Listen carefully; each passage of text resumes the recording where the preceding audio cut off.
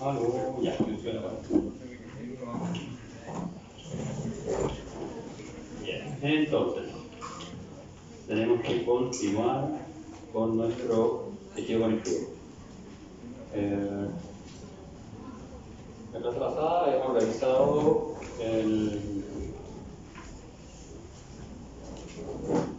las fibras reticulares, fibras elásticas que están en nuestro tejido conectivo.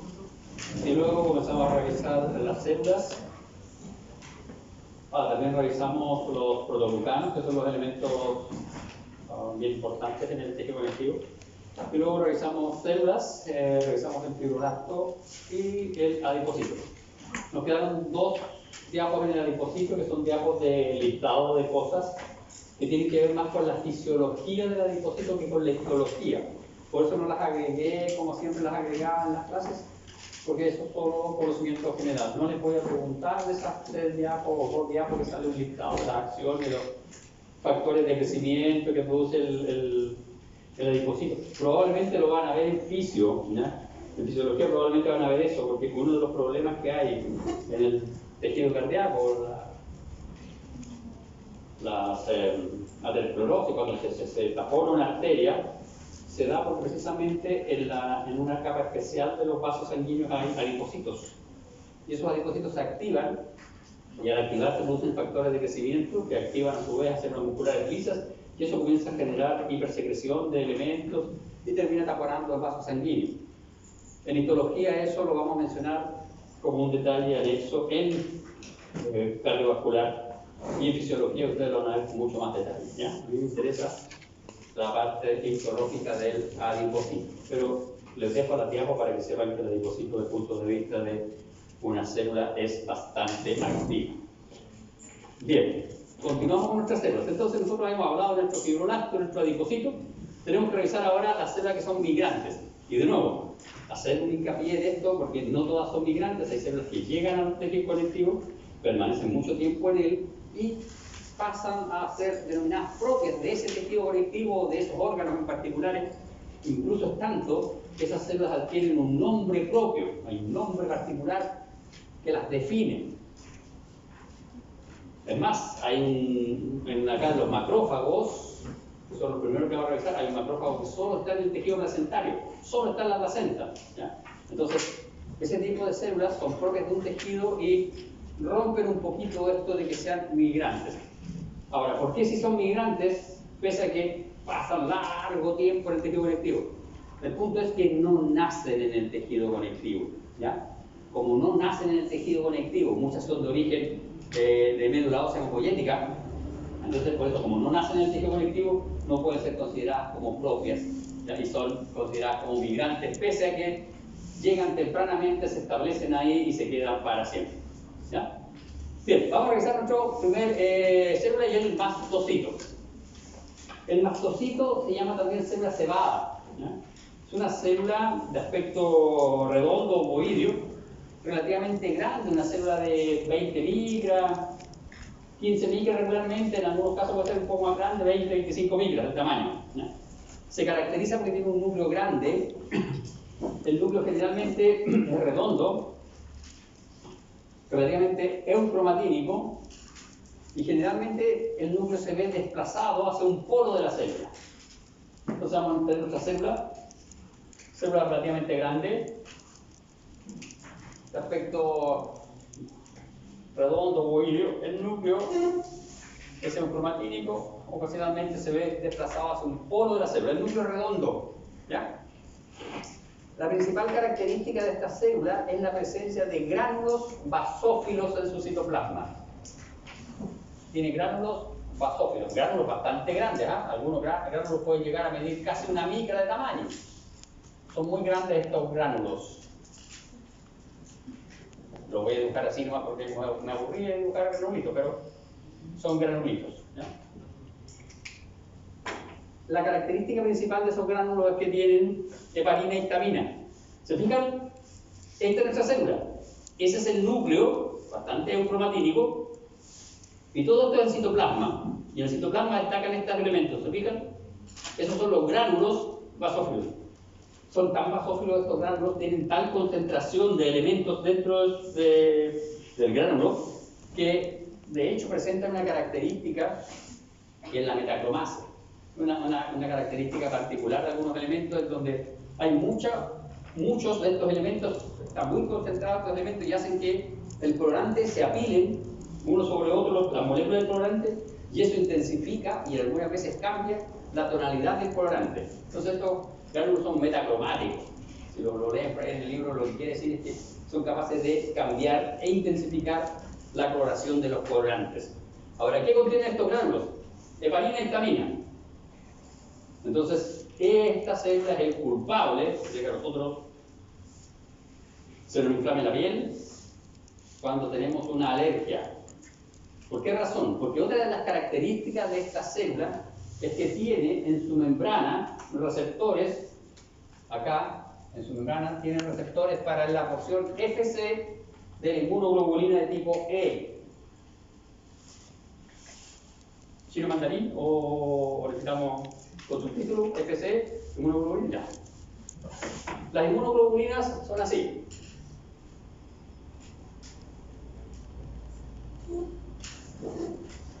Así son, ¿ya? Tiene otro detalle más, pero la histología no es inmunos que la voy a buscar, sino. La gracia de la inmunoglobulina es que esta zona es la región hipervariable, la zona en donde reconoce al antígeno. Y esto se llama FAP. Y esta zona de aquí es la cola del antígeno, o sea, del anticuerpo, y se llama FC. Esta es la colita de la inmunoglobulina. Aquí hay una serie de dominios que hacen que esta inmunoglobulina sea reconocida como la inmunoglobulina del alumno de dental, de sexo femenino, etcétera, etcétera. Tiene un montón de dominios que determinan que esa inmunoglobulina sea reconocida como inmunoglobulina humana, inmunoglobulina de tal tipo, etcétera, etcétera. Y en particular, esta es la inmunoglobulina de tipo E. ¿Qué particularidad tiene la inmunoglobulina de tipo E? Es una inmunoglobulina que se secreta cuando uno entra en contacto con determinados antígenos. ¿Y cuál es la característica de esos antígenos? Esos antígenos que son capaces de inducir inmunoglobulina de tipo E en altos títulos se denominan alergenos. Los alergenos no son iguales para todas las personas.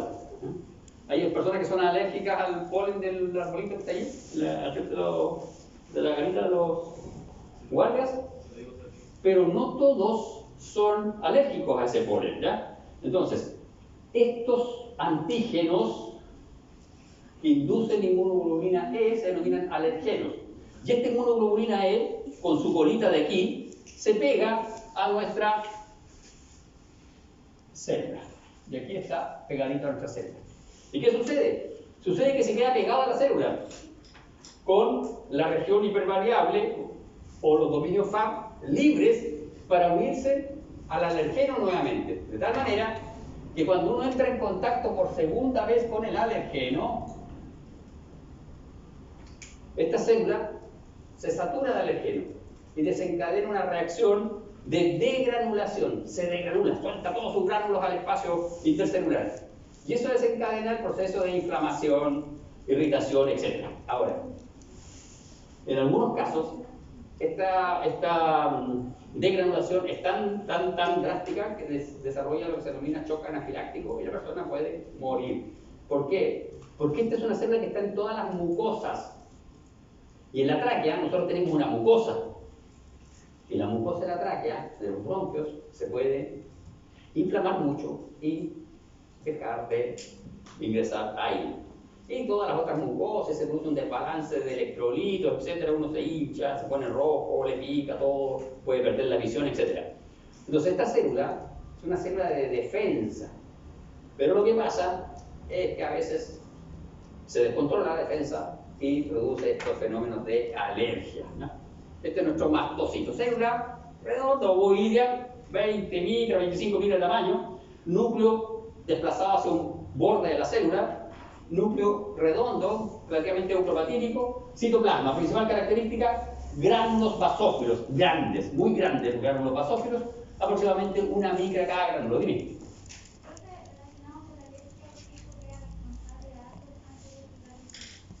¿No?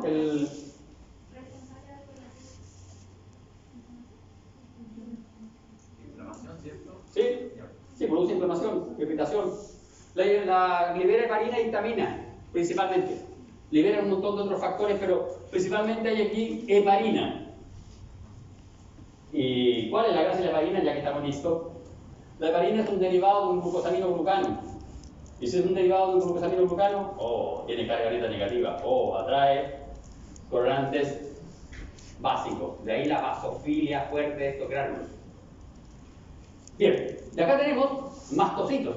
Ahora, los mastocitos se parecen mucho a una célula de la sangre que es el basófilo.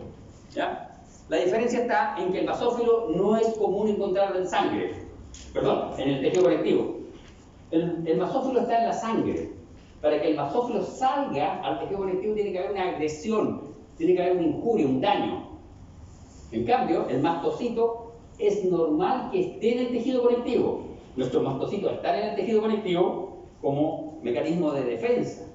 Lo que pasa es que cuando se desencadena una alergia, se granulan todos en función de pocos minutos, ¿ya? Pero ellos están generalmente en el tejido conectivo, el basófilo no. Ahora, desde el punto de vista del origen, ambos se originan en la médula ósea mammoyética, pero el mastocito se diferencia en el tejido conectivo, en cambio el basófilo se diferencia en la médula ósea y pasa a la sangre. El basófilo está siempre circulando en la sangre, en cambio el mastocito está en el tejido conjuntivo. La división celular, los mastocitos sí pueden realizar mitosis, pocas, pero sí pueden realizar mitosis. En cambio, el basófilo es una célula terminal que no realiza mitosis. En la circulación, el mastocito no, está en el tejido conectivo, secuestrado en el tejido conectivo. Los basófilos sí circulan. La longevidad, semanas o meses. Yo les mencionaba, los mastocitos en el útero pueden vivir varios años. En cambio, los basófilos viven días en la circulación sanguínea. Tamaño, 20 a 30 micras, 7 a 10 micras. Hay una diferencia de tamaño enorme también. Forma el núcleo. El núcleo es redondo y acá el núcleo está segmentado, parcialmente bilobulado. Y luego los gránulos son grandes, metacromáticos, y los receptores de superficie inmunoglobulina E. En cambio, este no tiene. Marcadores de actividad celular, eso no nos interesa. A nosotros nos interesa todo esto que está aquí de nuestro mastocito. Bien, veamos ahora los macrófagos. Los macrófagos son células que están presentes en el tejido conectivo. Los macrófagos derivan de una célula de la sangre que es el monocito. Porque cuando los monocitos pasan al tejido conectivo a través de las vénulas, las células de la sangre migran al tejido conectivo a través de la pared de las vénulas postcapilares. ¿Por qué lo hacen ahí? Porque esos son los vasos sanguíneos que tienen las uniones intercelulares más laxas. Entonces, por eso siempre los elementos vasculares que están en la sangre van a pasar al tejido conectivo a través de las vénulas postcapilares. Pasa nuestro monocito, ese es el monocito, ¿se fijan? Es una célula que tiene un núcleo grande, heterocromatídico, con una escotadura, tiene abundante citoplasma basófilo. El monocito es una célula grande, mide 30 micras, incluso un poquito más. En cambio, el macrófago es una célula de 15 a 20 micras y tiene un núcleo redondo, algunas veces con una pequeña escotadura, pero el núcleo es un poco más eucromatítico, y aquí está la principal diferencia. El macrófago tiene citoplasma eosinófilo con gránulos eosinófilos. ¿No? ¿Por qué el macrófago tiene citoplasma eosinófilo con gránulos eosinófilos? Esto probablemente lo vieron en biología celular. Fagocitosis. El macrófago hace fagocitosis. Y lo que tiene en su citoplasma son lisosomas. Y los lisosomas tienen enzimas. Y las enzimas son proteínas, por lo tanto son eosinófilas. ¿Ya? Entonces, nuestro macrófago es una célula de aspecto redondeado, generalmente, excepto algunas excepciones que vamos a ver en el listado, pero generalmente es redondeado, 20 micras más o menos de tamaño. El núcleo suele ser redondo, puede tener una pequeña escotadura, pero la característica citoplasma con gránulos eosinófilos. Y ahí se fijan, este es nuestro macrófago y ahí están nuestros gránulos eosinófilos. Y acá tenemos un listado de macrófagos, porque en el macrófago también tenemos el mismo problema. Hay macrófagos que llegan tempranamente a los tejidos y se quedan en esos tejidos por toda la vida. Y vamos a tener, por ejemplo, Los macrófagos propiamente tales que están en el tejido conjuntivo, en el vaso, en los ganglios linfáticos, en la médula ósea y en el timo. Macrófago propiamente tal. Pero luego tenemos un macrófago que se llama perisinusoidal. Está en los sinusoides. ¿Ya? Y esta célula se llama célula de Kupfer. Y es un macrófago propio del hígado, es un macrófago que permanece mucho tiempo, vive mucho tiempo en el hígado. La célula de Kupfer es un macrófago propio del hígado. Se queda en el hígado, no migra nunca más a ningún otro lado, se queda en el hígado. El macrófago alveolar, ¿se acuerdan? Lo mencionamos, es la célula que está en los alveolos pulmonares, es el macrófago que se encarga de intoxicarse todos los días que ustedes salen a fumar, se intoxica con la nicotina y el humo. Célula presentadora de antígeno de la placenta, esta es la célula de Hofbauer, este es un macrófago que solo está en el tejido placentario. O sea, no hay otra posibilidad de que exista ese macrófago solo en el tejido placentario. ¿Ya? El macrófago de Hofbauer. Macrófago pleural o peritoneal. Osteoclasto, este es un macrófago súper importante para ustedes. Esta es una célula que es una fusión de macrófagos. Muchos monocitos se fusionan y se diferencian a macrófagos. ¿Ya? Y este macrófago es un macrófago gigante, polinucleado, y vive en los huesos. Osteoclasto, vive en los huesos. Solo está presente en los huesos, ¿por qué? Porque se diferencia en el tejido óseo, por inducción de otros elementos propios del tejido óseo que lo vamos a ver en dos clases más. Luego tenemos la microglía. Este macrófago sí que es distinto, porque este es grande, polinucleado, pero este es un macrófago pequeñito, aplanado, con prolongaciones citoplasmáticas. Tiene más aspecto de fibrocito que de macrófago.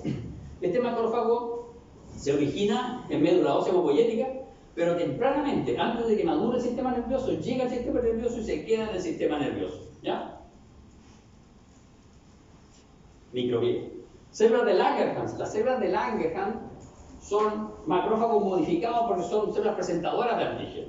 Y esas están intercaladas en el epitelio de revestimiento de la piel. También está en la mucosa oral, y este es relevante para ustedes. La célula de Langerhans está en la mucosa oral.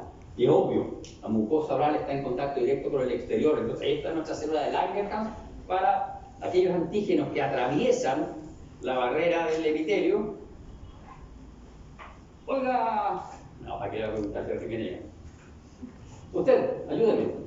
Sí, usted de Rosita, de Rosa.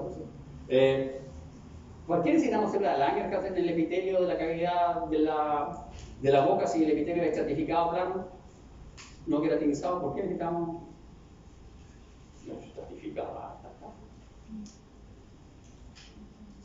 Al estar tan expuesta la boca, permiten que avise al organismo cuando hay alguna infección o hay alguna cosa que le produzca mal al cuerpo. Sí, bueno, él le pasa el dato a los linfocitos T, presentador de antígeno. Pesca el antígeno, lo mueve, lo pasa al linfocito T y dice, mira, hay un bicho acá raro. No, pero ¿por qué? Si tenemos un epitelio de revestimiento, ¿por qué necesitamos una célula intercalada en el epitelio? ¿Porque es delgada? ¿Es delgada? No, pues sí, alto. Porque no es queratinizado. Es un epitelio húmedo, no queratinizado. De hecho, cada vez que ustedes se lavan los dientes, cada vez que ustedes comen, muchas células de su epitelio de la cavidad bucal se van descamando. ¿Ya? Ese epitelio constantemente se está descamando. Por eso es que tiene que haber mitosis en el estrato basal para que se regenere el epitelio. Luego tenemos macrófagos derivados de fibroblastos, que son células que están súper diferenciadas, son de la lámina propia de los intestinos y también están en el endometrio del útero. Y células dendríticas, que están presentes en los ganglios linfáticos y el vaso, y en fin, otros tipos de macrófagos. ¿Ya? Entonces, macrófagos tenemos bastantes tipos. Lo importante, a diferencia de esta célula, el macrófago es un poco más pequeñito, tiende a ser redondo. El macrófago tiene un núcleo redondo, relativamente central, puede tener una pequeña escotadura en su núcleo. La diferencia, gránulos eosinófilos en su citoplasma. ¿Ya? Bien, y acá tenemos la célula plasmática. Esta célula es una célula migrante y la verdad que esta célula no existe mucho porque esta célula corresponde a una célula que era un linfocito de tipo B que se activó y se diferenció a célula plasmática, ¿ya? Entonces, esta célula antes era un linfocito de tipo B, que se activó y se transformó en célula plasmática. Entonces, ¿cómo es una célula plasmática? La célula plasmática, la voy a dibujar aquí, la célula plasmática. ¿Por qué la voy a dibujar aquí? Porque las células plasmáticas son las células que producen los anticuerpos. Así es nuestra célula plasmática. Tiene el núcleo desplazado hacia un polo de la célula. El núcleo es relativamente eucromatítico y la principal característica de esta célula es que tiene basofilia citoplasmática.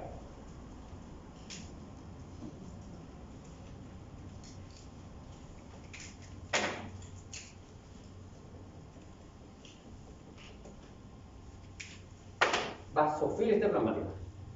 ¿Se dan cuenta la diferencia?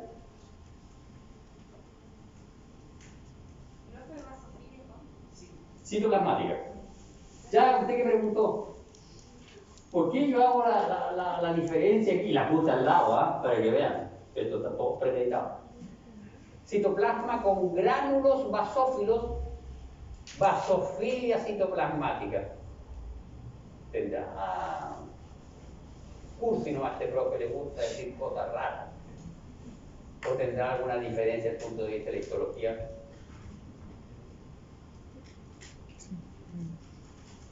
¿Tiene diferencia o no? Seguro que lo dijo por claro. Se fijan que yo dibujé aquí, primero, dibujé el citoplasma homogéneamente teñido, no dibujé gránulos.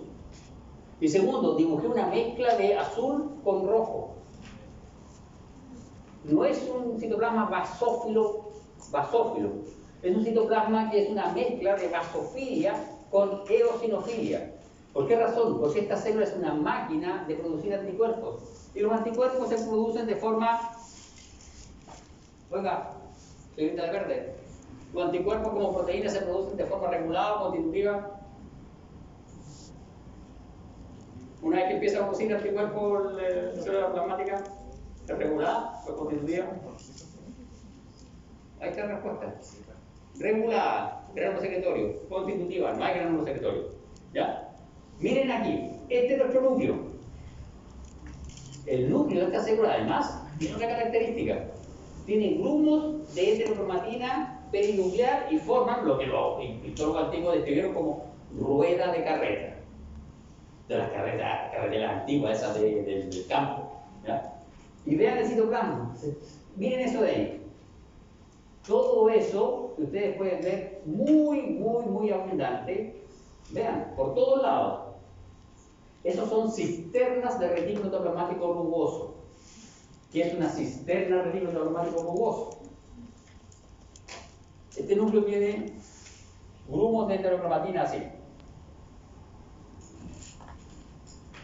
Entonces estos histólogos antiguos lo proyectaban así y decían que el núcleo tenía el aspecto de una rueda de carreta. ¿Qué es un cisterna de retículo? Una cisterna de retículo es una estructura así, en donde vamos a encontrar ribosomas, acá, etcétera. Y en el interior vamos a encontrar la inmunoglobulina que se está sintetizando. Y eso es lo que da la basofilia de este citoplasma, la mezcla de estos dos elementos. ¿Se dan cuenta? Todo el borde que se ve punteado ahí es basófilo, pero el interior está lleno de proteína, por lo tanto es eosinófilo. La sumatoria de esas dos cosas es lo que da la basofilia homogénea de estas células. Ese es el núcleo, esos son los grumos, ahí está la rueda de carreta, y este es el citoplasma. El núcleo siempre está desplazado hacia un polo, y el citoplasma siempre tiene esa misma característica, son de aspecto ovoideos, así, alargaditas. Plasmática, mastocito, macrófago. Ella produce inmunoglobulinas de todo tipo. Inmunoglobulina G, inmunoglobulina M, inmunoglobulina de tipo E, etc. Va a depender del tipo de antígeno al que esté reaccionando. Bien, vamos a ver entonces ahora los tejidos conectivos propiamente tales. Vamos a empezar con la desagradable clasificación de estos tejidos conectivos y hacer nuestro mapa conceptual. Ya tenemos todas las células, tenemos que aprender las características histológicas que nos permiten reconocer a cada una de ellas en un preparado histológico. Dime. ¿Las células citoplasmáticas llevaban gránulos? ¿Cuál? Las citoplasmáticas. Perdón, el plasmático. La célula plasmática de esta de aquí. No, porque estos son gránulos secretorios. Esta no tiene gránulos secretorios porque la secreción del anticuerpo es de tipo constitutiva, no es regulada. Empieza a sintetizar y sintetiza, trabaja y sintetiza. Es como el hepatocito, trabaja todo el día, sintetiza todo el día. Pero para eso tiene que activarse, tiene que diferenciarse el linfocito B y transformarse en célula plasmática. Y se diferencia cuando recibe un antígeno. Y por eso es que se activa y empieza a producir anticuerpos contra ese antígeno en particular. Él produce una clona de anticuerpos. Y ese anticuerpo reconoce el antígeno que le indujo su diferenciación. La célula de al lado va a producir anticuerpos contra otro antígeno. ¿Ya? Un antígeno es una secuencia. Generalmente, si tú lo llevas a proteína, una secuencia de 4 a 6 aminoácidos. Y contra esa secuencia reacciona. Puede reaccionar contra la parte conformacional de esa secuencia o contra algún residuo carbohidratado que esté en esa secuencia, etc. ¿Ya? Pero esa es la secuencia. Ahora, como el antígeno, como tal, es mucho más grande, hay muchos subfragmentos del antígeno. El nombre técnico es epítope, ¿ya? Pero me estoy yendo a hacer inmunología y estoy en histología. Bien, volvamos a esto. Entonces, nosotros tenemos que ver tejido propiamente tal. Vamos a clasificar ahora nuestro tejido. Sabemos que tiene células, sabemos que tiene fibras y sabemos que tiene matriz amorfa. Sabemos las características de las fibras, sabemos las características de las células y algunas características de la matriz amorfa. Lo que tenemos que ver ahora es cómo se van a denominar los tejidos conectivos dependiendo de si aparece más de un elemento o aparece menos de otro elemento. Es decir, un tejido conectivo que tenga muchas fibras y pocas células va a tener una denominación particular. Si las fibras del tejido conectivo están ordenadas o desordenadas, va a tener otra denominación. Porque esto le da características de fuerte resistencia distintos. ¿Ya? Bien, entonces vamos a tener tejido conectivo embrionario y tejido conectivo del adulto. El tejido conectivo embrionario es re particular porque se llama mesénquima. ¿Ya? Y obviamente solo está en los embriones y también un mesénquima de tipo especial, que es un tejido conectivo gelatinoso, va a estar presente en el cordón umbilical y se llama gelatina de Barton. El tejido conectivo mesenquimático es un tejido conectivo que tiene células estrelladas, que son mesenquimáticas, ya es su nombre, tejido conectivo mesenquimático tiene células mesenquimáticas que son células de aspecto estrellado. El tejido conectivo mesenquimático es muy laxo, tiene mucha agua, mucho protoglucano, pocas fibras. El de Barton es mucho más rico y más denso en protoglucano. Tiene pocas fibras también y tiene células mesenquimáticas. Pero el de Barton tiene menos células mesenquimáticas que el mesénquima propiamente tal. Y luego tenemos un tejido que está en la pulpa del diente, del desarrollo, el diente en desarrollo. Pero ese no es un tejido mesenquimático común y corriente, es un tejido que se llama ectomesénquima. ¿Por qué razón? Porque es un mesénquima que es invadido por células de cresta neural. ¿Ya? Y esa invasión de células de cresta neural modifican a ese mesénquima. Y ese mesénquima es muy importante porque no solo se queda en la pulpa de los dientes, sino que participa también en la diferenciación de las estructuras de la cara. ¿Ya? Entonces ese ectomesénquima es súper relevante para ustedes. Tener claro cómo se origina y tener claro dónde está. Eso lo vamos a ver el próximo semestre. Les presento, esa es una célula mesenquimática de aspecto estrellado. Tiene una patita para allá, otra para acá y otra para allá. Bien, veamos ahora los tejidos conectivos del adulto. El tejido conectivo del adulto puede ser fibrilar o puede ser especial. El fibrilar puede ser laxo o puede ser denso. El denso puede estar regularmente dispuesto o irregularmente dispuesto. ¿Qué es esto? Si es fibrilar, quiere decir que hay fibras en el tejido conectivo. Ahora, si se denomina laxo, quiere decir que hay más células que fibras. Si se denomina denso, quiere decir que hay más fibras que células. ¿Ya? Ahora, si hay más fibras que células, esas fibras pueden estar ordenadas o desordenadas. Regularmente dispuesto quiere decir que están ordenadas, irregularmente dispuesto quiere decir que las fibras están desordenadas. Y luego tenemos el especial, que es el tejido conectivo reticular, que es aquel tejido conectivo en donde hay un predominio de fibras reticulares. Luego tenemos el tejido conectivo de tipo elástico, que es aquel tejido conectivo en donde hay un predominio relativo de fibras elásticas. Y luego tenemos el tejido conectivo adiposo, en donde hay un predominio, ahora, de un elemento celular, que son los adipocitos. Y el tejido conectivo adiposo puede ser unilocular, cuando está constituido por adipocitos uniloculares y conforman la grasa blanca, o puede ser multilocular cuando está constituido por adipocitos multiloculares y en ese caso forman grasa parda. ¿Ya? Bien, vamos. Tejido conectivo laxo. Este está presente en la lámina propia, por ejemplo, del intestino delgado. Es un tejido en donde hay un predominio de las células por sobre el elemento fibrilar. Es un tejido conectivo que es propio de las mucosas en donde, uno, se requiere mucha movilidad, o dos, hay abundante intercambio entre los vasos sanguíneos de la lámina propia y la superficie epitelial, ¿no? Entonces, en todos los epitelios, en donde ocurra eso, vamos a tener tejido conectivo laxo, ¿ya? Y tiene fibroblasto, mastocito, macrófago y abundantes capilares. Tejido conectivo denso, irregularmente dispuesto. Este tejido conectivo es un tejido conectivo en donde hay un predominio de las fibras por sobre las células. Este tejido conectivo generalmente tiene mayor cantidad de colágeno de tipo 1, ¿ya? Y se denomina irregular porque las fibras de colágeno están dispuestas en muchas direcciones, ¿ya? No están ordenadas, no presentan una distribución ordenada, ¿ya? Y estos tejidos conectivos van a tener fibroblastos, fibrocitos, macrófagos, mastocitos. ¿En dónde está este tejido conectivo? El tejido conectivo denso, irregularmente dispuesto, forma parte de la cápsula de muchos órganos. El riñón, el hígado, la cápsula de muchos órganos está constituida por tejido conectivo denso, irregularmente dispuesto. ¿Dónde más hay tejido conectivo denso, irregularmente dispuesto? En la dermis. La piel, la dermis de la piel es tejido conectivo denso, irregularmente dispuesto. Ah, se me había olvidado. La hipodermis de la piel es una zona en donde hay tejido adiposo unilocular, como ejemplo la hipodermis.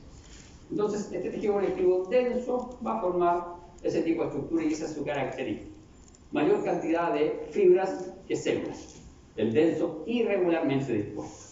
Y este es el denso regularmente dispuesto. ¿Qué quiere decir? Tendones. Que las fibras de colágeno están todas orientadas en una dirección particular, ¿ya?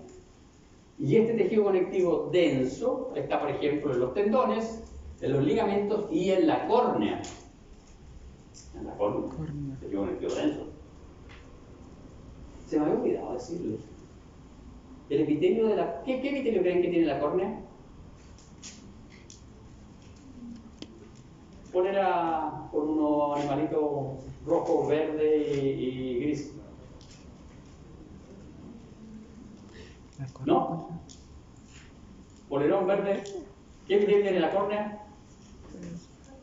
Ahora sí, señorita, que está última, para que no diga que no la toman en cuenta. Para que vea que aquí integramos a toda la gente. No hacemos discriminación. ¿Alguien sabe el epitelio de la córnea? No es simple plano simple. La córnea. Estamos todos de acuerdo.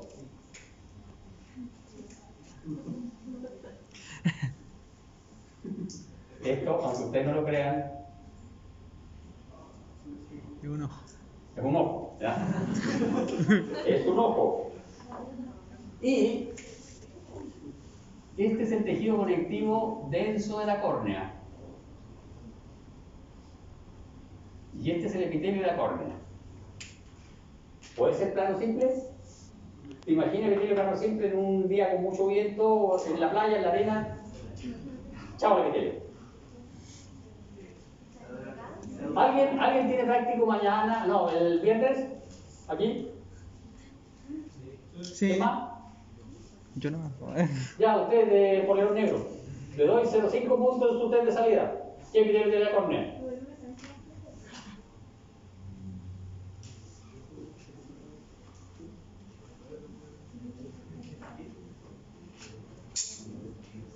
Bueno, perdió 0,5 puntos. Es epitelio estratificado, plano, no queratinizado. Pero Se ve que era estratificado. tiene que ser estratificado porque para poder protegernos del viento. Pero es un epitelio estratificado plano muy especial. Tiene 5 capitas de células. No tiene repliegues. Es liso, es perfectamente liso.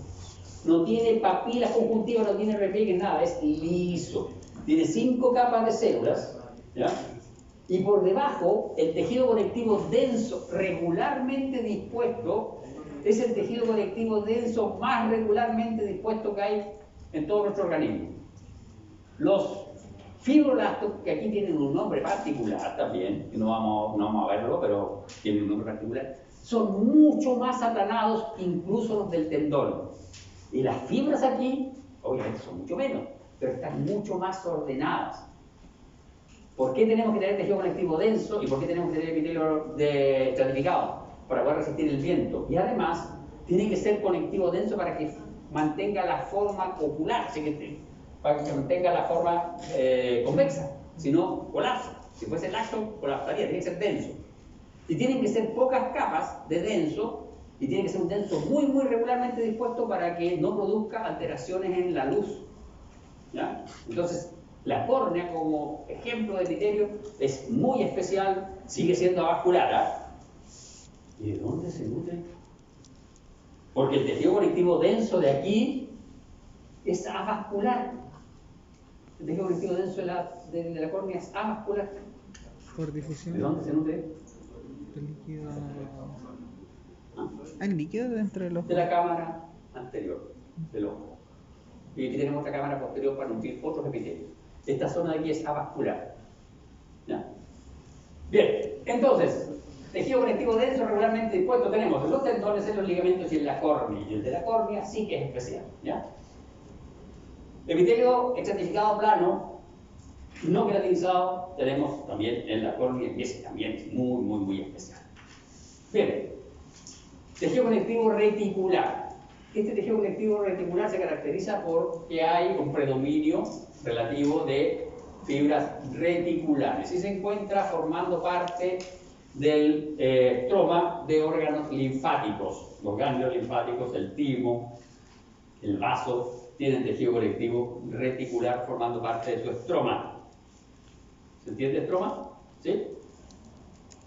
Dijimos que las glándulas tenían células secretoras y tejido conectivo que las rodeaba, ¿cierto? El tejido conectivo que rodeaba esas células de la glándula se llama estroma. Acá, en el ganglio linfático, tenemos células que son linfocitos y tejido conectivo que está dispuesto para que esos linfocitos tengan una organización particular dentro del órgano que es el ganglio linfático. Y ese tejido conectivo es reticular y corresponde al estroma del ganglio linfático. ¿Ya? Bien, y entonces, y en el caso, aquí hay un detalle interesante también. En el caso, ¿ya?, de algunos órganos linfáticos, las células reticulares, que son unas células de aspecto estrellado, que están presentes en los ganglios linfáticos, los órganos linfáticos, son capaces de sintetizar estas fibras reticulares, no solo los fibroblastos, sino las células reticulares de los ganglios linfáticos, que vamos a revisar cuando veamos linfático. Tejido elástico. El tejido conectivo elástico es bien particular porque se trata de un tejido conectivo denso o se trata de un tejido muscular que se caracteriza porque hay un predominio de fibras elásticas. Tejido conectivo elástico generalmente se asume que es la dermis de la piel, cuando uno es joven, hace años allá perdido en la prehistoria, y también en los vasos sanguíneos. ¿Ya? Vasos sanguíneos tienen tejido conectivo elástico. ¿Por qué? Porque hay un predominio importante de elementos elásticos en estos vasos sanguíneos. ¿En qué vaso? Acá. La aorta, ¿no? Usted. Tampoco la aorta. No, excelente. En el rigor de la pregunta aprenden y solo que se sufre. Por eso no vienen a clase. Pero la horta, ¿no? Prometo no preguntarnos para que vengan. Pero, ¿en qué estructura habían láminas elásticas? Las arterias elásticas, la hizo un nombre, arteria elástica. La arteria aorta. Bien, y luego el tejido conectivo de tipo adiposo, que ya lo revisamos cuando vimos los adipocitos, de hecho es la misma diapositiva, por lo tanto no tenemos más que decir de ellos. Y aquí está nuestro mapa conceptual de los tejidos conectivos. La próxima clase, que es mañana, tenemos que revisar cartílago y luego vamos a continuar con hueso. ¿Ya? Creo que estamos bien en tiempo. Excelente. Nos sobraron 4 minutos para preguntar a la gente. ¿Dudas, consultas?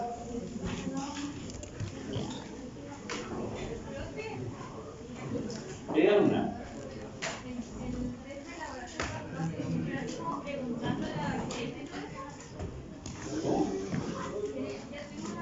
¿Sí?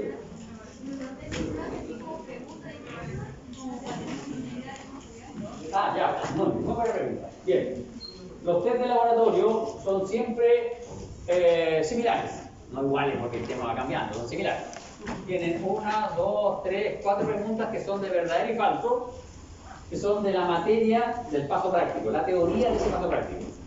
Y ahí ustedes tienen que decidir si la afirmación, por ejemplo, si nosotros nos vamos, tuviésemos un paso práctico de ojo, y la primera sentencia sería: el epitelio de revestimiento de la córnea se caracteriza por presentar abundantes papilas conjuntivas y clavos epiteliales. La respuesta es falso. ¿Por qué? Porque ese epitelio en particular no presenta papilas conjuntivas, no presenta clavos epiteliales. ¿Ya? Esa es la respuesta correcta. La respuesta incorrecta es falso, porque ese epitelio es estratificado plano, no creatinizado. Nada que ver. Ya, perfecto, pero no te estoy preguntando si todas las manzanas son rojas. Yo me tengo que contestar, no todas las manzanas son rojas, porque hay manzanas de tipo verde, hay manzanas naranjas, hay manzanas amarillas. ¿Ya? Y luego hay 2 preguntas que tienen que ver con el quehacer del paso práctico. ¿Por qué hago esto? Porque como yo le agrego fotitos en el paso práctico, mucha gente se cree que con ver esa foto o con tomar 10 gigas de fotografías con el microscopio, donde pierden su tiempo, enorme tiempo perdido ahí tratando de enfocar con el celular. Si tienen 10 gigas de fotos, algunas bonitas, pero están sin rótulos y no sacan nada con eso. Entonces lo que tienen que hacer es mirar su microscopio, tratar de hacer un cartoon, o si no va a hacer cartoon, toma la foto en el teléfono, pero busque, hay un montón de apps que uno puede bajarlas y dibujar sobre la foto, rotular la foto, ¿ya? Porque yo les voy a proyectar en las últimas 2 preguntas, que valen 3 puntos, les voy a proyectar una foto de uno, si el práctico es de 2 preparados, obvio, uno de los 2 preparados, van a tener que diagnosticarlo. Van a aparecer una foto y ustedes van a tener que poner órgano, es decir, si fuese esto sería córnea, y luego habría una flecha sobre el tejido conectivo, ¿ya? Tejido conectivo denso, regularmente dispuesto. No tejido conectivo denso, tejido conectivo denso, regularmente dispuesto. Y luego probablemente habría otra flecha o alguna indicación de alguna otra cosa para... incluso a veces le puedo poner que reafirme o justifique su diagnóstico. Si usted pone que eso es córnea, justifique su diagnóstico. Tiene que poner, ¿por qué dice que es córnea? Obviamente no puede decir, porque yo lo vi en la clase, porque el profe lo dijo, porque yo creo que es. No, tiene que ser una argumentación histológica. Y la otra son una fotografía que se proyecta por 3 minutos y hay unos rotulitos, unas flechitas, unos signos ahí, donde usted tiene que poner, la prueba pasada fue, ¿qué era? Eran unos ácidos mucosos, serosos y unos conductos ahí, unos estromas, no sé qué, bueno. ¿Ya? Entonces, esos son, y son todos similares, siempre el mismo esquema. 4 preguntas, verdadero y falso, en donde, obvio, si son de verdadero y falso, hay que justificar las falsas. Sentido común que dice que si no todas son falsas, la gran mayoría son falsas. Un día hice esa maldad, las puse todas verdaderas.